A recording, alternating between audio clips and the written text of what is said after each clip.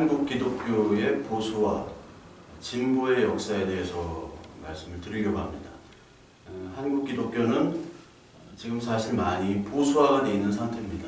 그래서 사실 지금 옛날에 진보적인 단체였던 KNCC도 90년대 이후, 90년대 중반 이후부터 보수화 정책으로 이렇게 돌아섰고요. 왜냐하면 KNCC와 이제 한기총이 둘이 이렇게 대표적인 그 진보와 보수 단체인데, 그 KNCC에 있던 그 단체들, 특히 통합을 중심으로 한 그 단체들과 많은 이 외부 교회들이 이제 수혈이 된 상태에서 보수적인 그런 교단과 그런 지도자들이 거기에 이제 임원을 차지하게 됐습니다. 그 후로는 이제 보수적인 색깔이 굉장히 짙었고요. 그래서 KNCC가 가장 진보적인 단체임에도 불구하고 거기에 예전에 이제 김사만 목사님, 그 김사만 목사가 거기 KNCC의 대표가 되기도 했고,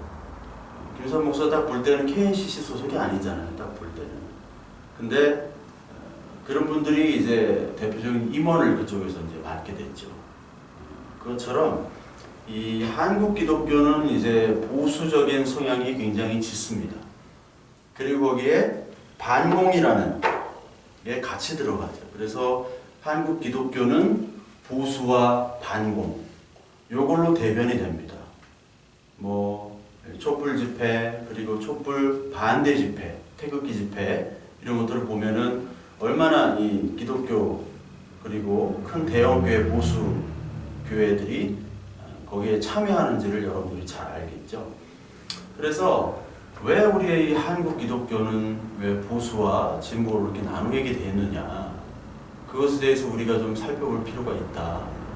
왜냐하면 우리 그리스도교는 하나님 나라는 곧 이 세상의 나라가 아닙니다. 늘 제가 강조하듯이 세상의 나라는 진보와 보수와 이렇게 나눌 수가 있어요. 좌다 우다 나눌 수가 있습니다. 그 정치적 성향이 다 있습니다. 그런데 물론 이 땅에서도 그런 정치적 성향을 발휘할 수 있습니다. 그러나 우리가 진보와 보수로 나누기 이전에 과연 하나님의 나라는 어떤 나라냐? 하나님의 나라는 사랑과 평안과 평화와 샬롬의 나라, 그와 동시에 공의와 심판의 나라입니다. 그렇기 때문에 이 하나님 나라의 그 모습을 가지고 사실 이 세상을 아름답게 어떤 개혁에서 그렇게 할 수는 없습니다. 그러나 그 하나님의 나라의 뜻과 하늘의 뜻을 이 땅에서 최소한은 펼치는, 정치적으로도 펼치고 어떤 교육으로도 펼치고 내 개인의 가정으로도 펼치고, 그러는 펼치는 그런 정신들이 사실 구현이 되어야 된다는 거죠. 그것이 안 될 때는 우리는 그냥 하나님께서 우리를 구원해 주셨다, 그걸로 그냥 끝이 납니다. 우리의 삶 속에서는 하나님의 주권이나 하나님의 다스림이 전혀 드러나지 않게 되어버려요. 그래서 만약에 그리스도인이라면 우리나라의 한반도의 평화를 위해서 노력을 해야 되는 것은 당연한 것이고, 또한 동시에 저 북한에 있는 탄압받는 그 백성들, 그들의 인권을 위해서 또한 운동을 하는 것도 당연합니다. 그리고 사람의 상하거나 사람을 죽이거나 하는 일에 어떤 이념이나 어떤 사상으로 동조해서는 안 되는 것이죠. 그런데 한국 기독교의 역사는 우리나라 진보와 보수가 나누듯이 이 기독교도 진보와 보수로 나눠져서 서로 사회주의, 공산주의다, 그리고 자본주의, 자유주의다 하면서 서로 죽이는 역사를 같이 동참했습니다. 특히 제주도 4.3 사건일 때 서북청년단이 이 제주도로 건너왔습니다. 그때 사실은 많은 기독교인들이 그 서북청년단을 지원을 했습니다. 왜냐하면 예전에 월남을 한 사람들이 다 서북청년단 소속 기독교인들이 많았어요. 황해도, 평안도, 이쪽, 함경도 이쪽에서 다 넘어온 사람들입니다. 특히 평안도, 평안이 동양의 예루살렘이라고 불렸던 곳 아닙니까? 그 대표적인 목사가 한경직, 곽선희, 이런 사람들이 이런 분들이 북한 출신 목사 아닙니까? 그래서 그런 것들에 많이 동조를 했고 반공에 핏대를 세웠던 분들이에요. 그래서 그런 학살에 사실 동조를 했습니다. 마치 바울이나 그리고 많은 그 유대인들이 스데반을 죽일 때 동조했던 것처럼 많은 그리스도인들이 반공이다, 공산이다 해가면서 서로가 서로를 죽이는 그런 피비린내나는 전쟁에 기독교인이 동참을 하게 됩니다. 그러나 그 이전에 진보와 보수 그런 기독교의 이 나눠짐에 대해서 설명할 필요가 있고 이해할 필요가 있기 때문에 우리 일제시대를 잠깐 우리 더듬어 볼 필요가 있습니다. 그 일제 강점기 하에서 사실 이 개신교는 최대 조직 단체가 되어 있었어요, 사실. 그래서 3.1운동 할 때 대부분이 개신교인입니다. 독립운동이 개신교인 없으면은 독립운동이 되질 않았어요. 그리스도인 없으면 독립운동을 할 수가 없었습니다. 그래서 항일운동이나 3.1운동에 적극 가담했던 사람들이 주로 이제 기독교인들이었습니다. 왜냐면 교회는요, 조직이 커질 수밖에 없고 조직력이 단단할 수밖에 없습니다. 지금도 마찬가지입니다. 왜냐면 기도하고 예배하고 주일날마다 일단 의무적으로 모이잖아요.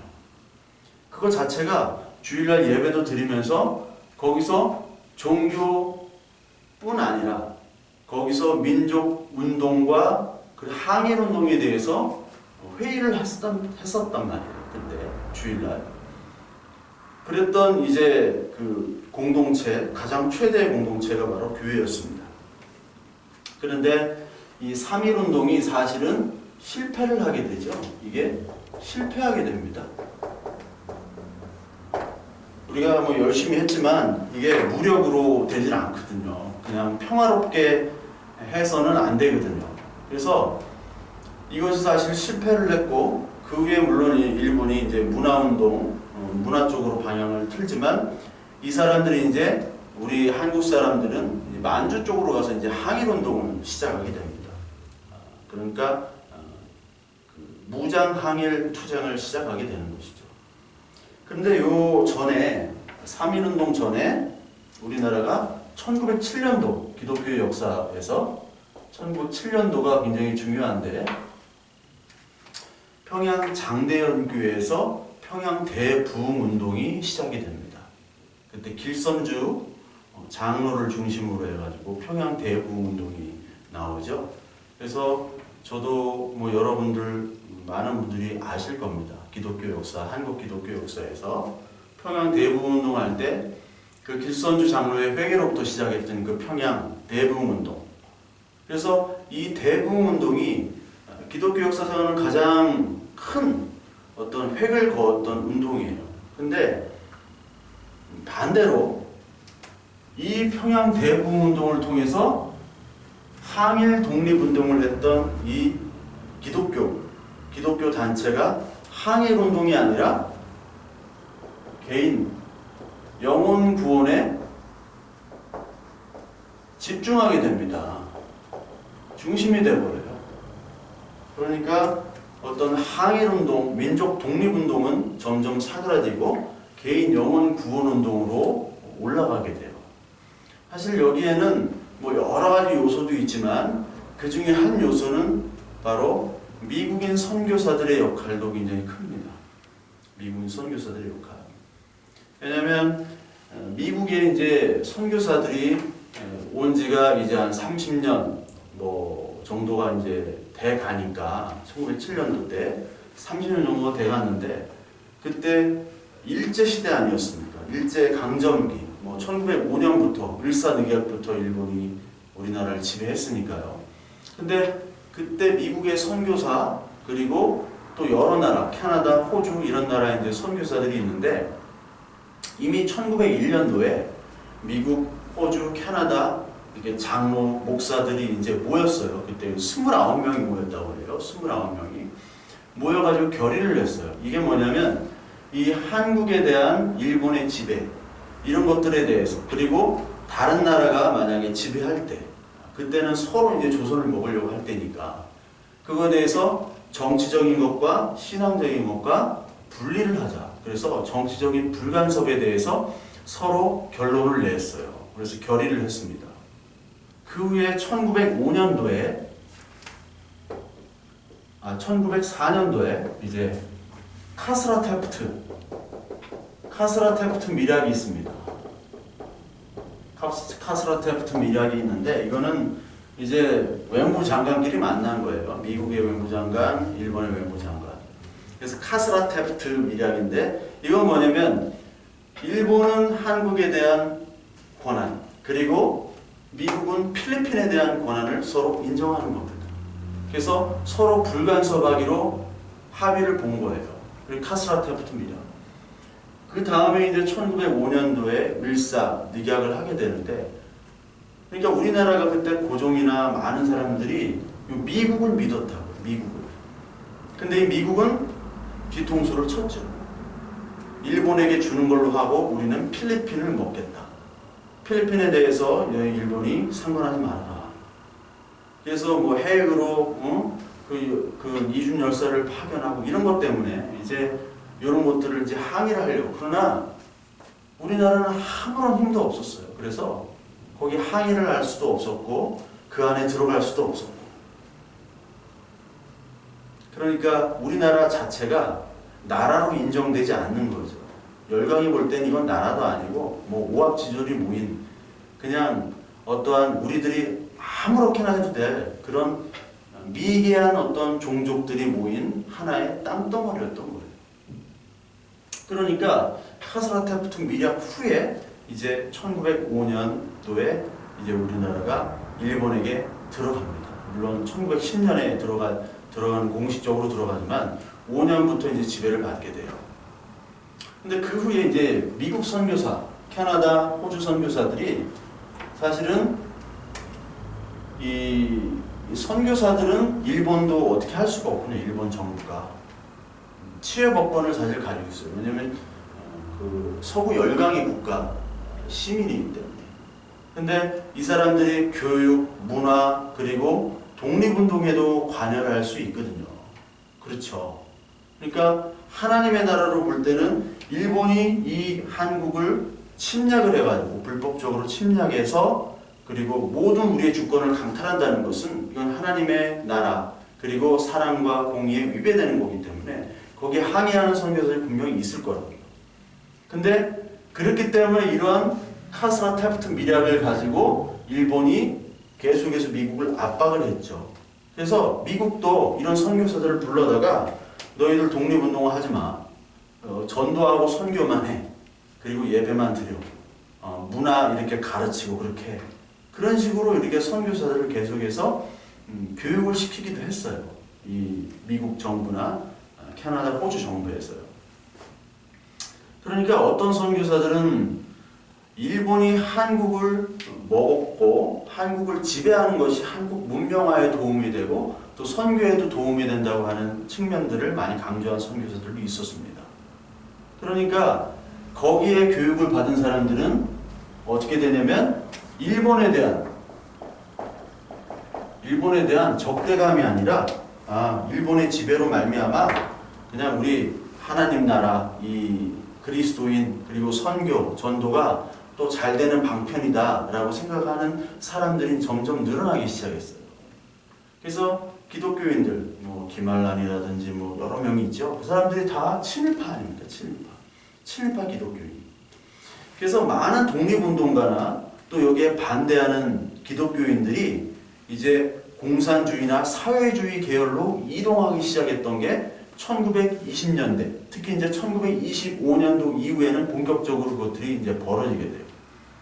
그러니까 공산주의나 사회주의 계열로 가는 사람들을 볼 때는 이 기독교는 제국주의,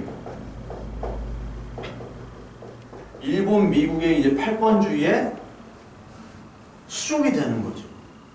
그리고 현실을 이 패권주의에 복종하라는 것, 이 현실에 복종하게 되고 그리고 그것에 그냥 순응하는 것이 우리의 일이다라고 성경을 통해서 가르치는 아주 나쁜 제국주의의 선봉대 역할을 하는 게 바로 이 선교사고 이 그리스도교라고 생각하게 됐던 거예요.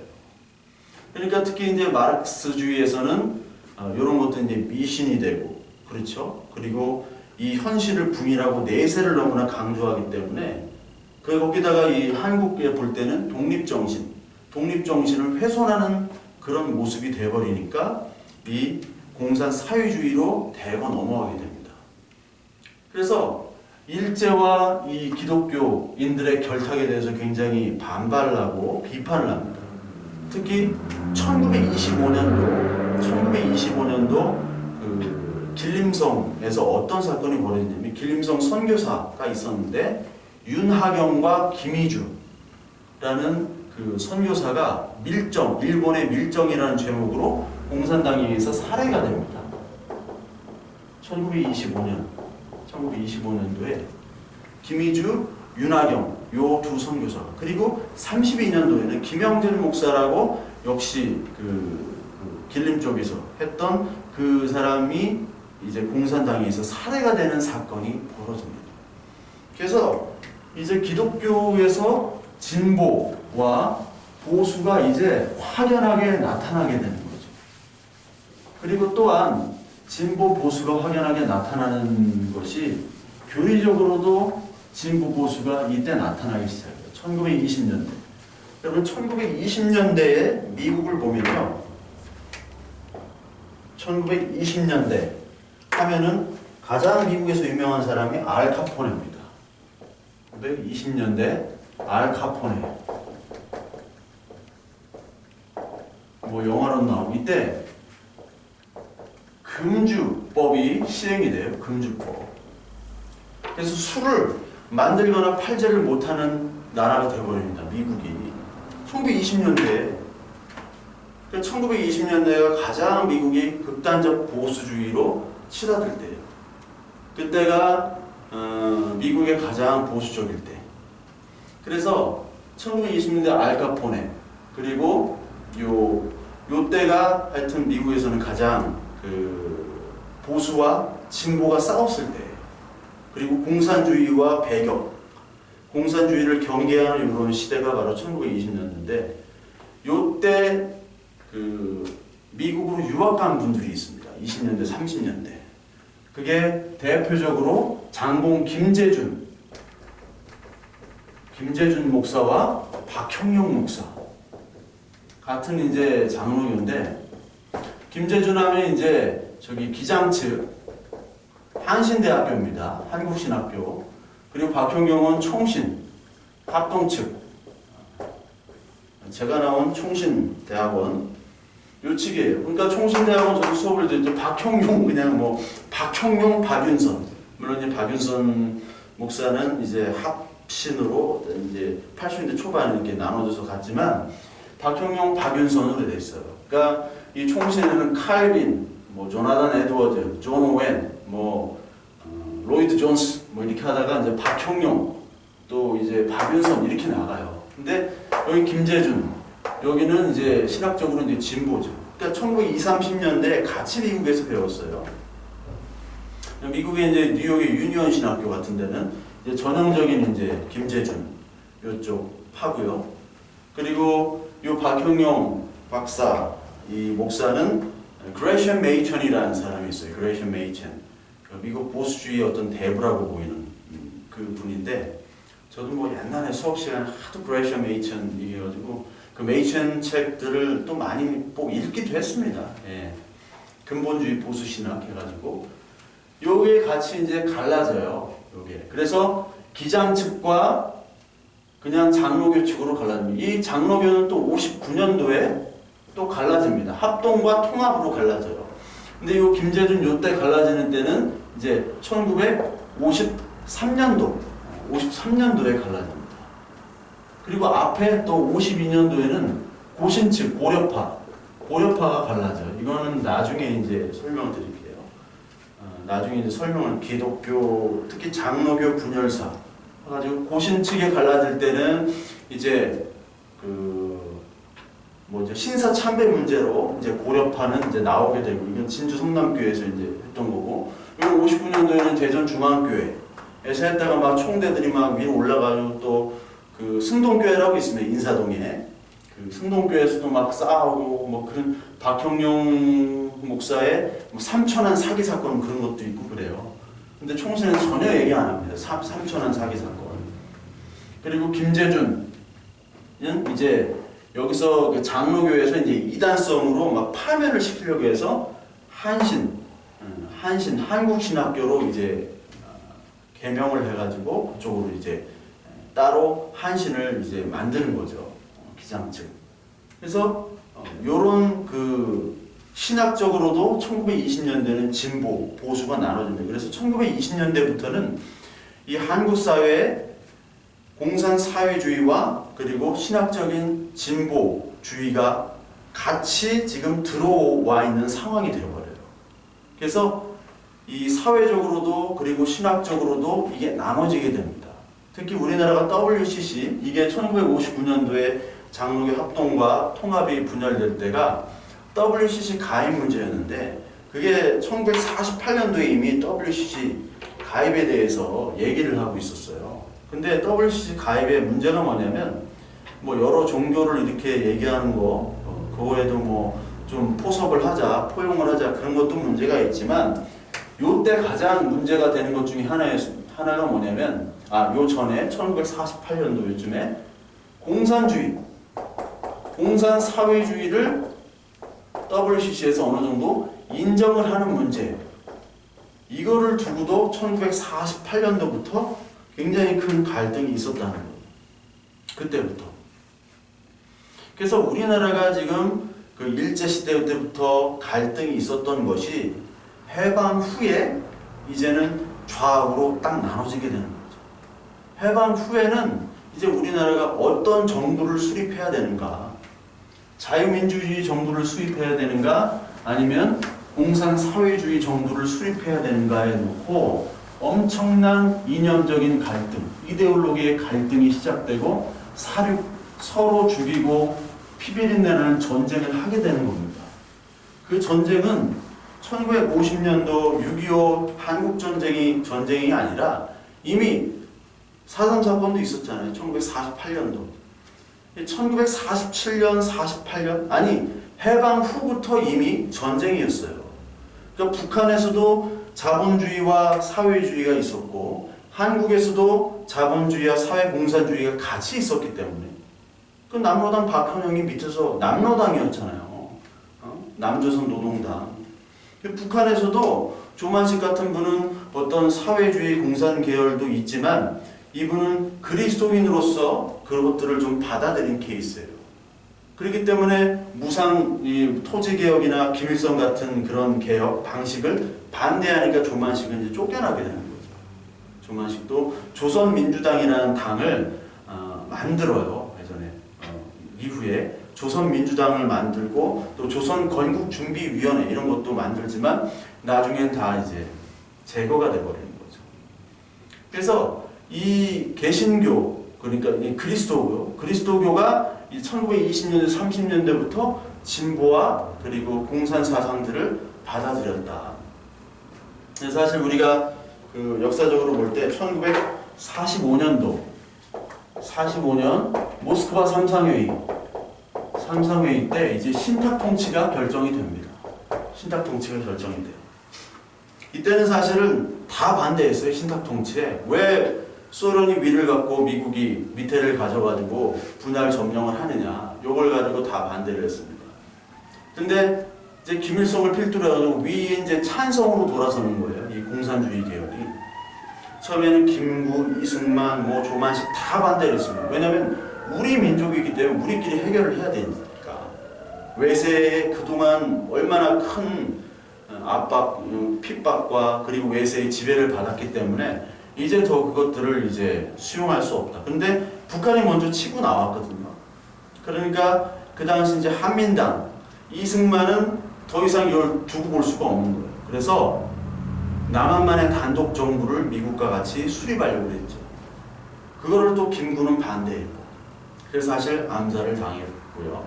거기에 반대하는 사람들은 다 이제 떨어져 나가고 미국과 이제 남한 정부, 이승만 정부가 이제 출범하게 되는 겁니다. 북한은 김일성 독재 공산 정부로 이제 출범하게 되는 거고요. 그래서 이제 그 남쪽에는 그때 친기독교 인사들로 많은 사람들이 중용이 됩니다. 이승만 정부 때. 개신교 지도자들도 많이 이제, 그리고 특히 이제 국회 처음에 이제 우리나라 그 국회 할 때 처음에 목사님이 기도로 시작하죠. 그 이모 목사인데 제가 예전에 뭐 이름을 알았는데 지금 이제 이름을 좀 까먹었습니다. 그러니까 목회자의 기도를 통해서 이 국회를 여는 그런 나라가 됐어요. 우리나라가. 이승만은 기독교, 보수, 미국 거기다가 친일파를 대거 이제 등장을 시키죠. 그래서 친일을 했던 일제 부역자들, 자본과 경찰, 공무원들을 다시 투입하게 됩니다. 그래서 반민특위가 이제 해체가 되는 사건이 벌어지잖아요. 반민특위가.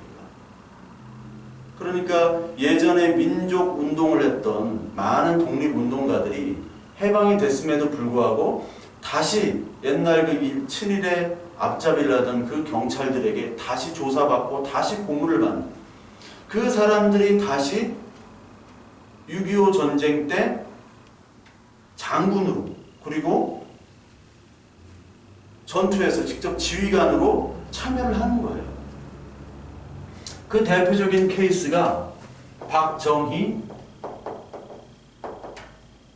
백선엽 이런 사람들이죠. 백선엽, 정일권. 간도토벌대 이 출신들입니다. 간도토벌대. 박정희, 백선엽, 정일권 간도토벌대 출신인데 이 백선엽 같은 경우는 32살 때 이제 포스타를 다는 거예요. 32살인가 3살 때. 1953년도에는 이제 우리나라 최고 대장이 되는 거고. 정일권도 이제 포스탄가 달았죠. 옛날 정인숙 사건이고 정일권이 이제 국무총리까지했고 이제 박정희는 이제 아무것도 아니었어요. 박정희는 예전에 사형 선고도 받고 이제 남로당 총책이었거든요. 공산주의자였습니다. 공산당. 형 이제 박상희라는 형 때문에 이제 박상희의 그런 영향을 많이 받았고 자신이 가장 존경하는 형이 박상희였고 그래서 이 사람이 나중에 이제 박정희 나중에 다 그 사람들을 이제 그 신문을 할 때 다 이제 그 총책들을 다 불죠. 불어가지고 이제 사형을 면해요. 그 사형을 면하게 했던 사람이 바로 백선엽입니다. 백선엽. 6.25의 영웅하면 딱 백선엽이잖아요. 월남전의 영웅하면 최명진 장군, 백선엽 장군. 백선엽 장군 뭐 KBS 특별 프로그램 뭐 이런 것들 많이 하고 그랬어요. 근데 전형적인 친일이 아닌 이건 간도토벌대입니다. 간도토벌대. 간도토벌대. 일본군들이었어요. 일본군. 일본 육사 출신입니다. 정규 육사 출신이고 이분도 일본 육사는 아닌데 하여튼 뭐 그런 거고 예, 여기 이분도 마찬가지고 간도토벌대 그 인맥들이에요. 그래서 박정희가 나중에 이제 그 뭡니까 박정희가 사형 선고를 받았는데 백선엽이 미군들을 이제 포섭해 가지고 사형 못 시키게 하고 나중에 이제 군복을 벗습니다. 군복을 벗지만 그 후에 박정희가 이제 다시 군무원 같은 걸로 취직을 하게 해요. 근데 국가에서 월급을 안 주려고 그랬습니다. 근데 백선엽이 따로 월급을 줘요. 그러다가 6.25가 나니까 박정희가 이제 소령인가 뭐 중령인가 하여튼 그걸로 이제 다시 오는 거예요. 왜냐하면 전투 경험이 있는 사람이 이 일제시대 때 간도토벌을 했던 말 타고 그 독립운동을 하던 사람들 자기 동포들을 죽였던 이 사람들이 가장 전투를 잘하는 사람이었으니까 6.25 전쟁 때 대거 발탁이 되는 겁니다. 그러다가 이제 대통령이 되는 거고 그 딸 박근혜는 또 대통령이 된 거고 그렇게 되는 거예요. 백선엽, 정일권 이런 분들 특히 요 간도토벌 때 이런 사람들 친일파들이 다 가는 코스가 있습니다. 다 가는 코스가 장군에서 장관이나 공기업 사장으로 가요. 백선엽 같은 경우는 나중에 이제 인천대 인천대까지 세워요. 인천대가 지금은 국립이지만 예전에 이제 사립이었습니다. 이 백선엽 씨가 인천대 사립 그 재단 비리가 있었어요. 뭐 그 재단의 재산을 좀 착복했던. 그러니까 요 정도도 국무총리가 되고 공기업 사장도 하고 그리고 뭡니까 주한 뭐 외국 대사들 이렇게 돌아다니고. 근데 그 시스템이 박근혜 대통령 그 박근혜 때 똑같아요. 그 시스템이 뭐 김장수 저기 뭐 주중대사로 보내고요. 장군에서 다 이렇게 갑니다. 똑같아요. 뭐 김관진 해가지고 이렇게 다 이제 요직을 거치면 공기업 사장으로 가는 겁니다. 그게 사실 이 박정희 때부터 시작이 됐고 전두환 때도 그랬어요. 노태우 때도 그랬고. 그러니까 군부 출신이라는 거는 다 그렇게 돌려버립니다. 자기에게 가장 도움을 줬던 백성, 자기의 생명의 은인이거든요. 그러니까 특히 이제 6.25 이후에 너무 이제 딴 데로 가가지고 이제 공산 세력과 이제 자유주의 세력이 이제 완전히 붙게 되는 거예요. 그러나 그 전부터 일단 전쟁은 시작이 됐어요. 그래서 진보 역사주의자들은 남침이니 북침이니 북에서 먼저 침범하는 거는 사실이죠. 그러나 남북침이 문제가 아니라 그건 뭐냐면 우리의 비극적인 역사라고 보는 거예요. 이 비극적인 역사는 어떻게 시작이 됐느냐? 일본과 미국과 중국과 이런 패권주의자들, 이런 힘센 나라들에 의해서 우리가 지금 이념으로 갈등이 되는 거죠. 이게 사실은 지금의 시리아의 문제나 그리고 아프리카 부족 간의 전쟁, 이것들이 사실 다 연결이 되어 있는 겁니다. 우리나라 6.25처럼 이렇게 그 이데올로기의 갈등으로 서로 동족을 죽이고 이런 전쟁이 별로 없었잖아요. 이렇게 죽인 전쟁이. 그러니까 이렇게 죽인 전쟁들은 이제 월남전이나 우리나라나 뭐 중국에도 있었지만 장개석이나 마오쩌둥이랑 같이 그것도 있었지만 지금도 그런 갈등을 가지고 있는 열강에 의해서 갈등 전쟁을 하는 피해국이 바로 시리아 같은 나라예요. 시리아는 미국과 러시아가 대리 전쟁을 하고 있잖아요. 뭐 수니파, 수피파, 아니 수니파 그리고 시아파 전쟁도 있고 거기 쿠르드족도 들어가고 막 서로 얽혀 있는 그런 전쟁. 그리고 아프리카도 그 열강, 영국, 프랑스, 네덜란드, 독일, 벨기에 이런 나라들이 이제 다 나눠 가지면서 그 영토를 자기 마음대로 분할을 했어요. 그러니까 종족끼리 모아가지고 국가를 나눠줘서 독립을 시키면 아무 문제가 없는데 같은 나라에서 그 사람들이 열강에 의해서 임의적으로 나라와 그 영토를 나누고 재산을 마음대로 자기들을 강탈했던 그 역사가 있었기 때문에 지금의 아프리카의 전쟁은 같은 동족인데 같은 나라인데 다른 종족이란 이유만으로 서로 죽이고 사륙하고 다시 복수하고 이것들이 반복이 돼요. 한 가족에 엄마 아빠가 다른 종족이 되어버리고 엄마 아빠가 생이별을 하게 되는 거예요. 그런 사건이 우리나라가 겪었던 사건을 지금 아직도 아프리카, 시리아에서 벌어지고 있는 겁니다. 그래서 큰 그림을 사실 보는 게 저는 맞다고 봅니다. 이게 진보다, 그러니까 이게 보수 쪽에서는 무조건 빨갱이를 죽여야 된다. 뭐 빨갱이라고 하잖아요, 공산주의자들이. 그러니까 공산주의자들은 이 탐욕스러운 자본주의를 죽여야 된다. 이렇게 돼버리니까 6.25는 이제 완전히 피비린내 나는 이데올로기 전쟁터가 된 거예요. 사실 이때 휴전할 때도 기독교가 휴전은 반대했어요. 왜냐면 우리가 저기를 탈환을 해야 된다. 그래서 지금도 그 보수 측은 이 북한을 무력으로 점령을 해서 다 죽이고 우리가 통일을 해야 된다라고 생각하는 분들이 많죠. 뭐 죽이면 전쟁이 되니까 또 현실적으로 불가능하고. 근데 하여튼 그런 개념들이 있습니다. 그래서 6.25 전쟁 후에는 반공 개념이 신학까지 오는 거예요. 반공의 신학화. 반공이 신학화가 되어버립니다. 반공주의가 신학화가 됩니다. 그래서 한경직 목사 같은 경우에는 이 붉은 말을 탄 적그리스도 해가지고 공산주의를 그렇게 설명하고 설교를 했어요. 이분 뭐 북한 출신이기 때문에. 월남한 북한 출신이기 때문에.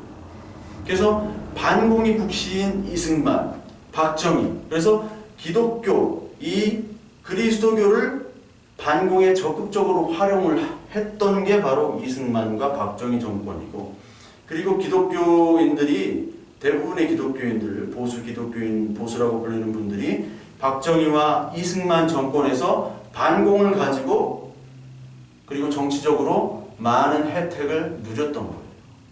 특히 제가 이제 CCC의 김준곤, 이 사람은 또 반공하면서 박정희에게 딱 붙었던 사람이거든요. 김준곤.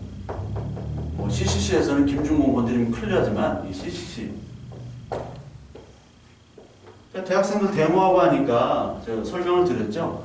김준곤이 이제 대학생 선교하고 하니까 박정희가 이제 딱 해가지고 대학생들을 좀 잡아놔라 해가지고, 그럼 뭐 줄 겁니까 해가지고 러시아 그 옛날 대사관, 그 수교가 끊긴 러시아 대사관 자리를 땅을 줬어요. 그래서 거기다가 CCC 본부를 세웠거든요.